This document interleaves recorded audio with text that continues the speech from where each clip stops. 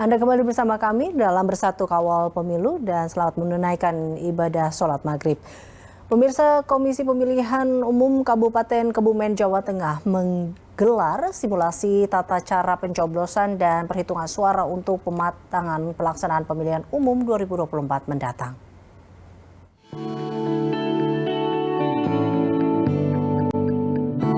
Warga Desa Merinan, Kebumen, Jawa Tengah menggelar simulasi pencoblosan.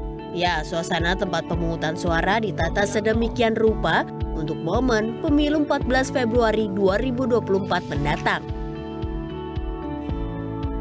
Ada bilik suara, kotak suara, surat suara, dan panitia pemungutan suara yang bertugas untuk melatih menghitung hasil suara di TPS nomor 5 ini dengan jumlah 196 orang warga yang masuk dalam daftar pemilih tetap. Dalam simulasi ini dilakukan sama seperti proses pemilu, mulai tata cara pencoblosan, membedakan kertas suara presiden, DPR, DPRD, dan DPD, serta cara pelipatan hingga memasukkan kertas suara ke dalam kotak suara. Simulasi juga sampai dengan proses penghitungan suara dan penggunaan aplikasi Sirekap. Simulasi bertujuan untuk mempersiapkan bimbingan teknis bagi panitia pemilihan kecamatan, panitia pemungutan suara, serta kelompok penyelenggara pemungutan suara. Jadi kita harus tahu dulu bagaimana role modelnya yang asli seperti apa. Kemudian dari situ juga kita ada evaluasi dan kita ada evaluasi nanti titik-titik di mana saja, kelemahannya di mana saja kita analisa dan itu nanti akan kita jadikan kebijakan untuk ditangani supaya di ketika 14 Februari itu kelemahan-kelemahan yang kita lihat di hari ini itu tidak. Selain evaluasi, pemantapan pelaksanaan pemilu juga memberi gambaran kepada masyarakat agar dapat berpartisipasi dalam pemilu yang digelar pada 14 Februari 2024 mendatang. Adi Yuliarta, Kebumen, Jawa Tengah. Debat Cawapres Jumat silam menyisakan sejumlah momen yang viral hingga saat ini. Salah satunya adalah saat Cak Imin mengaku tidak mengetahui pertanyaan yang diajukan Gibran mengenai SGIE. Baik, terima kasih. Karena Gus Muhaimin ini adalah ketua umum dari Partai PKB, saya yakin sekali Gus Muhaimin paham sekali untuk masalah ini. Bagaimana langkah Gus Muhaimin untuk menaikkan peringkat Indonesia di SGIE? Terima kasih. SGIE. Cukup Bapak? Bapak Gibran cukup? Cukup. Baik, silakan. Bapak Muhaimin untuk menjawab, waktu Anda menjawab 2 menit, kami persilakan. Terus terang SGIE saya nggak paham, SGIE itu apa? Tenang. Stop. Ada lagi pertanyaan atau ini waktu Anda untuk memberikan jawaban, waktunya 2 menit. Oke. Kalau Anda menggunakan untuk bertanya, waktu akan habis. Tidak apa-apa? Tidak apa-apa karena Oke. saya tidak pernah mendengar istilah SGIE itu. Siap. Waktu Kami persilakan. di stop, kita alihkan ke Pak Gibran. Waktu Anda 1 menit. 1 menit. Baik, Gus, kita kan sedang fokus mengembangkan ekonomi syariah, keuangan syariah. Otomatis kita harus ngerti juga masalah SGIE. SGIE itu adalah State of Global Islamic Economy. Misalnya sekarang yang sudah masuk peringkat 10 besar adalah makanan halal kita, skincare halal kita, fashion kita. Nah, itu yang saya maksud, Gus. Dan ya mohon maaf kalau pertanyaannya agak sulit ya Gus, terima kasih. Harap tenang. Mohon kerjasamanya. Waktu Anda, Pak Muhaimin, 1 menit untuk menanggapi. Terima kasih.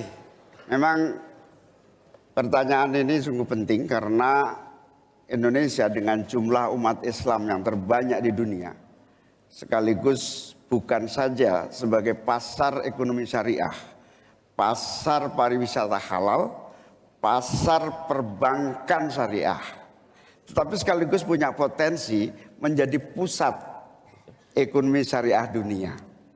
Nah, posisi kita yang masih di bawah ini membutuhkan langkah-langkah penting agar yang disebut SGIE ini menjadi kita menaikkan peringkat kita.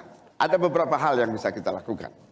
Yang pertama, yang harus dilakukan pemerintah adalah menyiapkan seluruh perangkat regulasi agar tumbuh kembang seluruh industri halal, termasuk bagaimana membantu sertifikasi secara murah bahkan gratis, terutama bagi UMKM kita. Habis waktunya, kita berikan aplaus terlebih dahulu.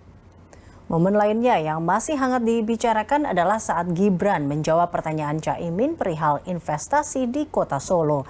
Di tengah penjelasan Gibran, Caimin justru tidak sengaja menjatuhkan mikrofon dan mengundang tawa audiens.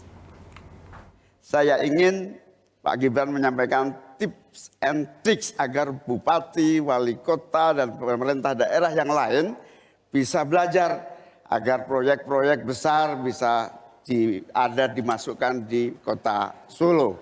Baik Gus Muhaimin, saya jelaskan ya. Sekarang Indonesia itu sudah memulai yang namanya pemerataan pembangunan. Yang dibangun bukan hanya Solo saja. 53% investasi kita sudah ada di luar Jawa. Kalau kita pengen fair ya Gus,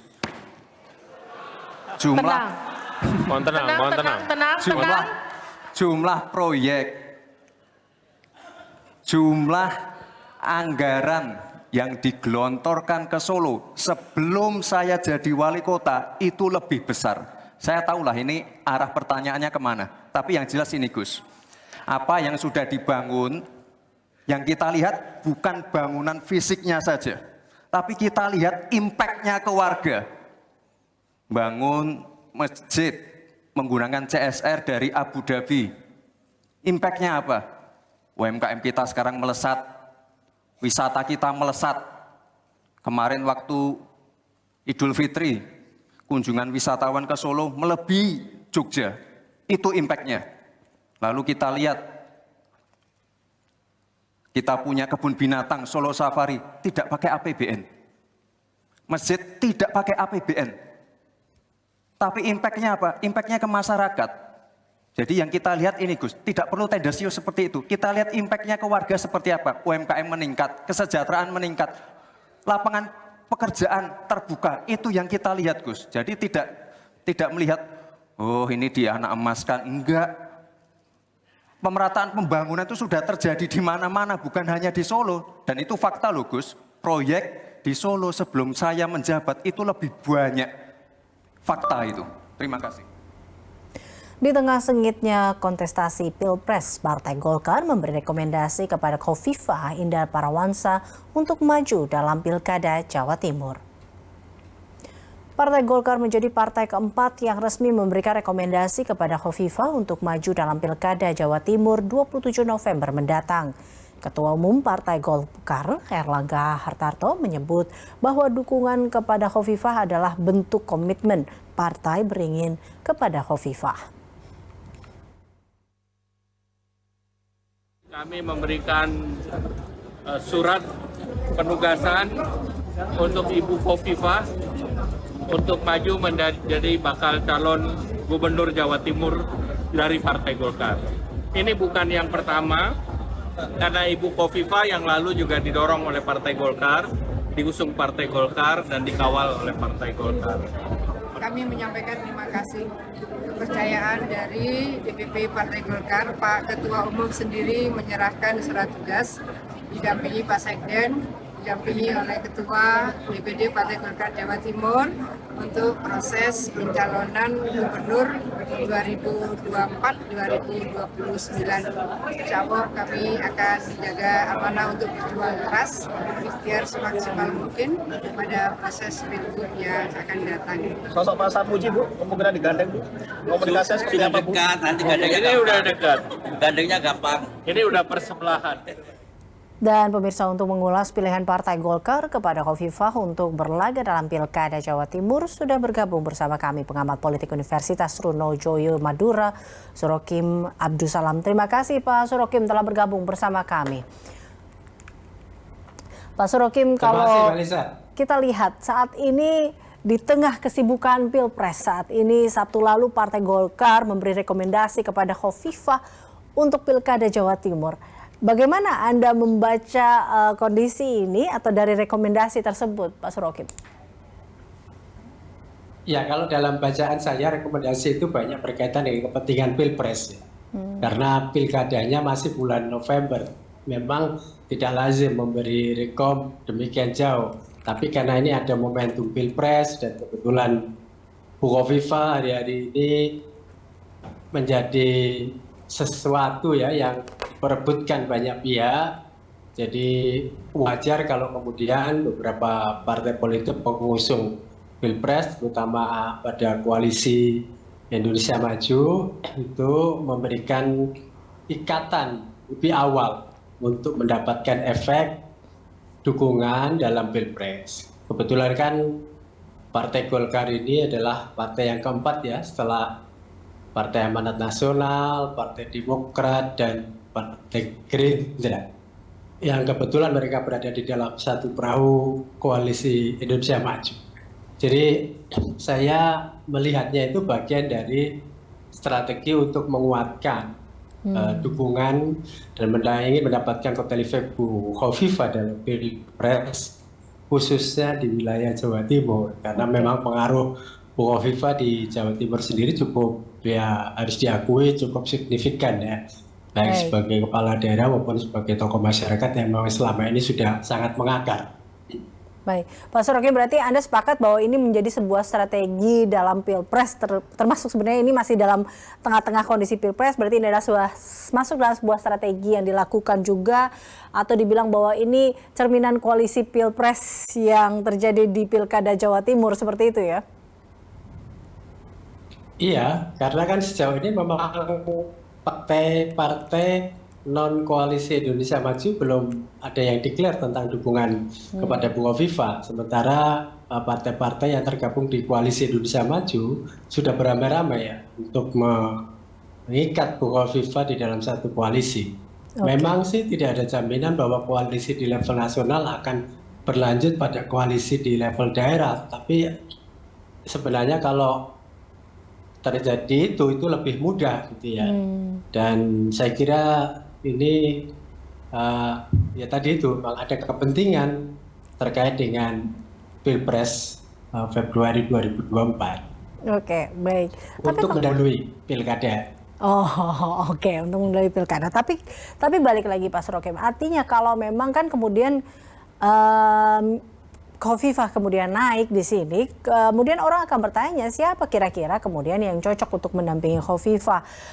Apakah Emil Dardak akan kembali mendampinginya? Karena kita tahu bahwa dari 4 partai hanya Demokrat yang sudah mengajukan nama, yaitu Emil Dardak untuk kembali menjadi wakil Khofifah. Kalau menurut Anda seperti apa? Apakah terlalu jauh untuk kita memikirkan ini karena ini menjadi sebuah rangkaian tadi masuk dalam sebuah strategi? Ya saya kira itu akan kalau menurut amatan saya ya akan diperbincangkan pasca Pilpres, karena itu kan potensi hanya cukup tinggi, apalagi setiap partai politik juga punya kepentingan untuk mengusung kadernya untuk mendampingi Bu Khofifah.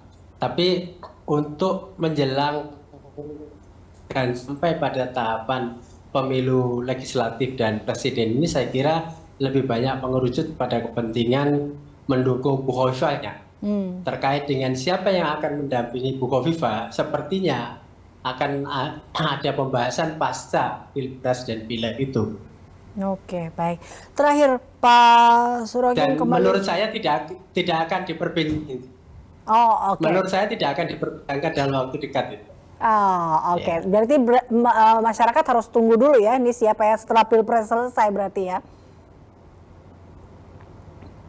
Sepertinya harus bersabar begitu. Oke. Karena kan kepentingannya mengikat Bu Khofifah ini untuk kepentingan mendapatkan kotel efek di Pilpres. Nah, terkait dengan kepentingan ini kan jika kita tarik kembali ke Pilpres, sosok Khofifah ini kan begitu kuat atau sangat penting dan sentral lah. Apakah ini tadi dikatakan bahwa Khofifah ini bisa dikatakan sebagai kunci pemenangan Pilpres di Jawa Timur, apalagi dengan tadi sebuah dimajukannya dalam pilkada ini atau pilkada Jawa Timur menjadi sebuah bagian strategi juga untuk memenangkan Jawa Timur.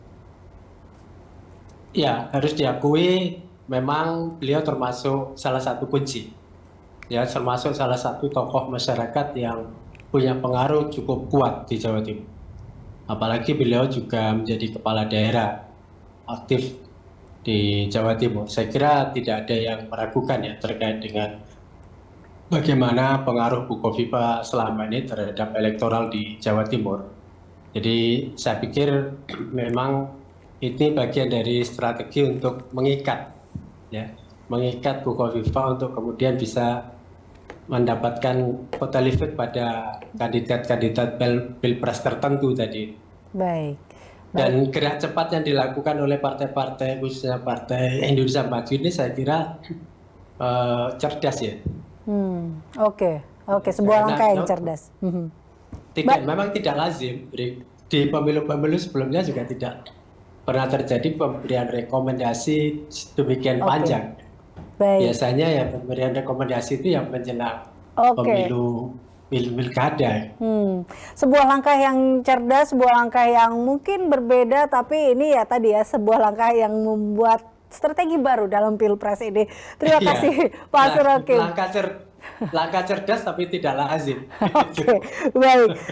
Terima kasih Pak Surokim tentunya telah bergabung bersama kami. Pemirsa, demikian perbincangan kami bersama dengan Surokim Abdul Salam, pengamat politik Universitas Trunojoyo Madura. Ya pemirsa, kami akan kembali usai jeda, tetaplah bersama kami.